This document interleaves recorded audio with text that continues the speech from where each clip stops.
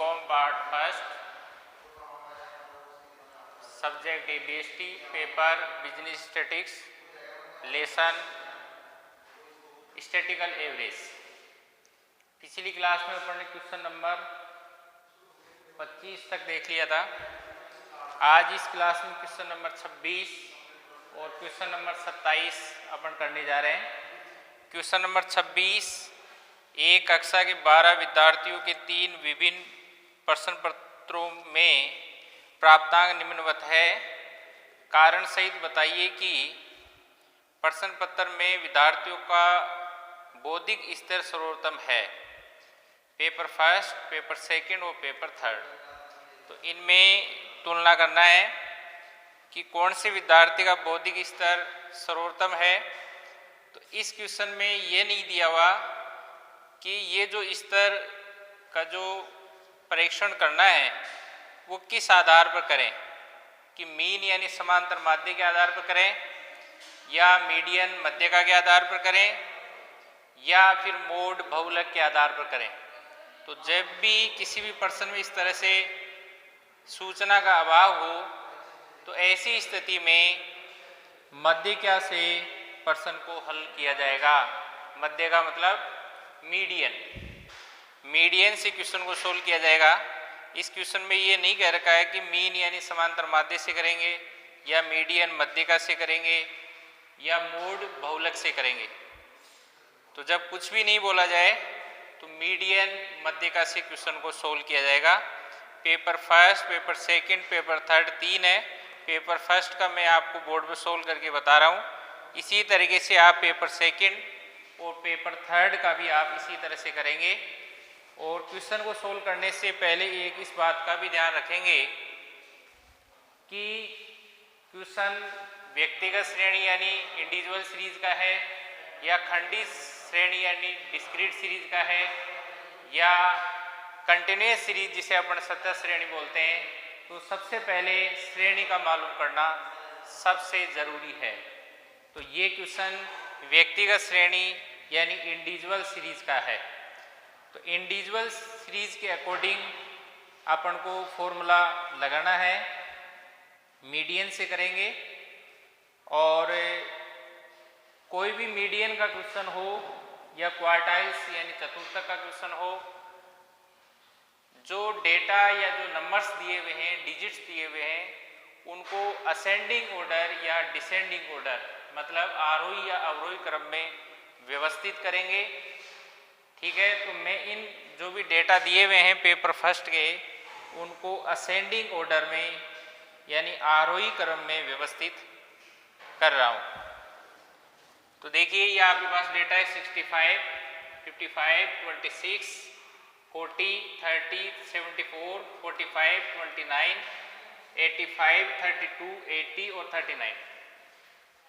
तो ascending order में क्या होता है कि सबसे छोटी संख्या को अपन सबसे पहले लिखेंगे, उसके बाद में उससे बड़ी संख्या, उसके बाद में उससे बड़ी संख्या। इस तरह से अपन असेंडिंग यानी आरोही क्रम में संख्याओं को व्यवस्थित करेंगे। सबसे छोटा 26, उससे बड़ा 29। ठीक है, ये देखो सबसे छोटा 26, उससे बड़ा 29, उससे बड़ा 30।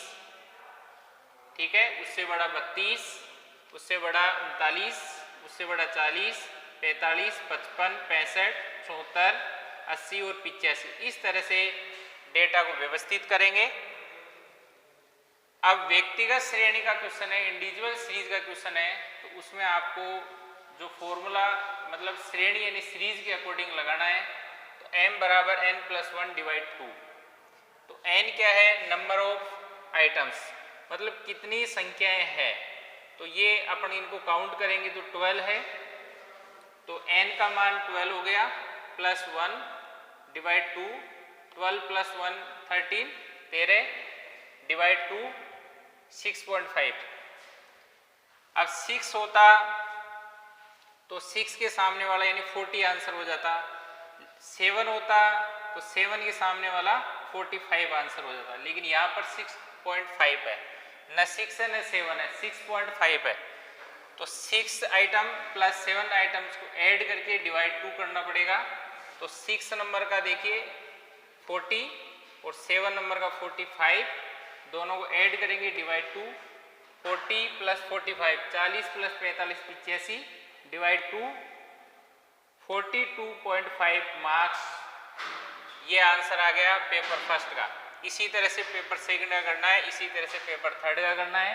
पेपर फर्स्ट का अपने आंसर आया 42.5 मार्क्स, पेपर सेकंड का आंसर आएगा 51.5 मार्क्स और पेपर थर्ड का आएगा 52.5 मार्क्स। तो इसने यही पूछा है कि प्रश्न पत्र में विद्यार्थियों का बौद्धिक स्तर सर्वोत्तम है, तो जिसमें सबसे ज़्यादा यानी मैक्सिमम मार्क्स आएंगे उसका अपन बौद्धिक स्तर सर्वोत्तम मानेंगे। तो पेपर थर्ड का सबसे मैक्सिमम है, सबसे अधिकतम है 52.5। तो अपना लास्ट में अपन को एक निष्कर्ष के रूप में आंसर लिखना है कि पेपर फर्स्ट, पेपर सेकंड और पेपर थर्ड में सर्वोत्तम बौद्धिक स्तर विद्यार्थियों का पेपर थर्ड में है, क्योंकि पेपर थर्ड में सबसे अधिकतम मार्क्स आए हैं। Next question, question number 27। निम्नलिखित समंकों से मध्यका तथा चतुर्थकों की गणना कीजिए। Calculate median and quartiles from the following data. Number of flowers 5, 6, 7, 8, 9, 10, 11। Number of plants 15, 18, 25, 30, 12, 8 और 7। ठीक है, तो नंबर ऑफ फ्लावर्स x हो गया, नंबर ऑफ प्लांट्स f हो गया। इसका मतलब ये क्वेश्चन खंडी श्रेणी का है, मतलब डिस्क्रीट सीरीज का क्वेश्चन है। ठीक है, तो डिस्क्रीट सीरीज का यदि क्वेश्चन है तो डिस्क्रीट सीरीज का ही आपको फॉर्मूला पुट करना है, फॉर्मूला लगाना है। चलिए, क्वेश्चन अपना पहले से ही आरोही यानी असेंडिंग क्रम में व्यवस्थित है। देखिए आप 5, 6, 7, 8, 9, 10, 11। यदि ये व्यवस्थित नहीं होता तो अपन इसको व्यवस्थित करते आरोही या अवरोही क्रम, जिसे असेंडिंग या डिसेंडिंग ऑर्डर बोलते हैं, उस क्रम में अपन इसको व्यवस्थित करते। लेकिन ये पहले से व्यवस्थित है, इसलिए अपन को इसको आरोही या अवरोही क्रम में जमाने की आवश्यकता नहीं है। देखिए, नंबर ऑफ प्लांट्स f है, तो नंबर ऑफ प्लांट्स f को कभी भी आरोही क्रम में नहीं जमाते हैं, केवल x को जमाते हैं। तो नंबर ऑफ प्लांट्स x है, तो x को व्यवस्थित क्रम में अपन जमाएंगे जो पहले से व्यवस्थित है। ठीक है, तो ये अपना नंबर ऑफ प्लांट्स x हो गया, नंबर ऑफ फ्लावर्स x हो गया, नंबर ऑफ प्लांट्स अपना f हो गया। ये खंडी श्रेणी यानी डिस्क्रीट सीरीज हो गई।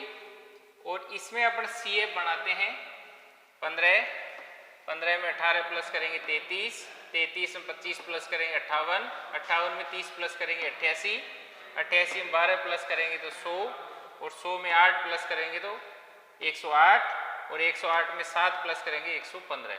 इस तरह से अपन CF बनाएंगे। अब सबसे पहले अपन को जैसे मीडियन कैलकुलेट करना है, तो मीडियन का फॉर्मूला हो गया डिस्क्रीट सीरीज के अकॉर्डिंग m बराबर n प्लस 1 डिवाइड 2। तो n नंबर ऑफ आइटम्स नहीं लेना, नंबर ऑफ आइटम्स अपन लेते हैं इंडिविजुअल सीरीज में।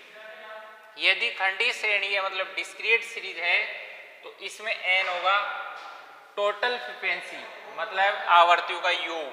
तो आवर्तियों का योग कितना है 115, तो n का मान होगा 115। देखिए फॉर्मूला सेम है, फॉर्मूला सेम है, लेकिन इंडिविजुअल सीरीज में n का मान होगा नंबर ऑफ आइटम्स, मतलब कितनी संख्याएं हैं, और डिस्क्रीट सीरीज में n का मान होगा सिग्मा f, मतलब n।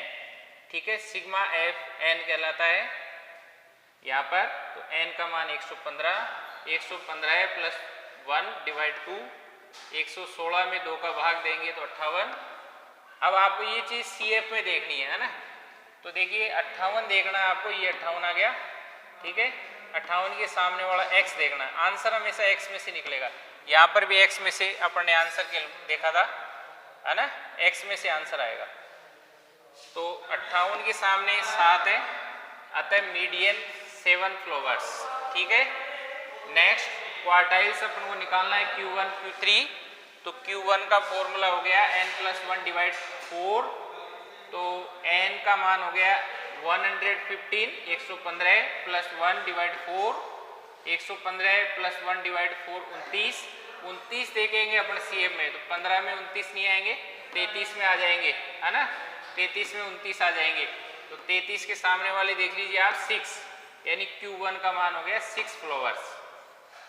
ठीक है, Q3 में 3 कोष्टक n+1 डिवाइड 4, ठीक है, n का मान 115, 115 + 1 गुणा करेंगे 3 से डिवाइड 4, 87, 87 अपन देखेंगे CF में 87 आएंगे, यहाँ पर 88 में, 88 के सामने x में देखेंगे 8, अतः Q3 8 फ्लावर्स। इस तरह से आपका क्वेश्चन नंबर 26 और क्वेश्चन नंबर 27 कंप्लीट हुआ। बाकी नेक्स्ट क्लास में अपन नेक्स्ट क्वेश्चन करेंगे। ठीक है, थैंक यू।